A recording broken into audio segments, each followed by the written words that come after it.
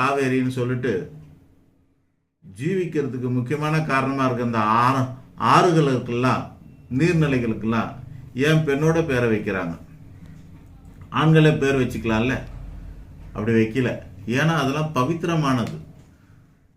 அந்த அங்கே போய் குளிச்சா நம்ம பாவம் போவோன்ற அளவுக்கு பவித்திரமானதாக கூறப்படுகிறது. ஸோ பவித்திரமான விஷயங்களுக்கெல்லாம் பெண்களை தான் அவர் அத்தாரிட்டியாக போட்டிருக்காரு கடவுள். வேலியை பயிரை மேறிஞ்ச கதையாக பெண்களை தவறு செய்யக்கூடாது. ஆண்கள் தவறு செய்தால் அந்த தவறை திருத்துறவர்களாக இருக்கணும். பிள்ளைகள் தவறு செய்தால் தவறை திருத்துறவர்களாக இருக்கணும். வீட்டுக்குள்ளே ஒரு ஆசிரியர் அப்படின்னாக்கா ஒழுக்கத்துக்கான அதிகாரம் பெற்றவர் யாருன்னா பெண்களாக தான் இருக்கணும். அதனால் அந்த மாதிரி கண்ணோட்டத்தில் பார்க்கணும். பெண்கள்னால் பவித்திரமானவர்கள்னு பார்க்கணும். பெண்கள்னால் தெய்வத்தன்மை கொண்டவர்கள்னு பார்க்கணும். அப்படியேப்பட்ட ஒரு பெண்ணு குடிக்கலாமா அப்படின்னா